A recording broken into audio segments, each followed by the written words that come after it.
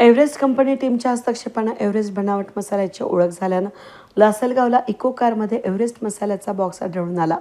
लासलगावला किराणा व्यापाऱ्यांमध्ये त्यामुळे खळबळ उडाली असून व्यापाऱ्यांनी लासलगाव परिसरात बनावट दिलेला एव्हरेस्ट कंपनीचा मीठ मसाला नागरिकांनी घेताना पडताळून घ्यावा. लासलगावला पोलिसांनी मोठी कारवाई करत संशयित एव्हरेस्ट मीठ मसाला मिक्स पावडर याचा साठा जप्त केला असून पोलिसांनी दाखल केलेल्या FIR नुसार 20 पॅकेट्स मसाला पावडर जप्त करण्यात आली आहे. वाहतुकीसाठी वापरलेले वाहनही यावेळेस ताब्यात घेण्यात आलं आहे.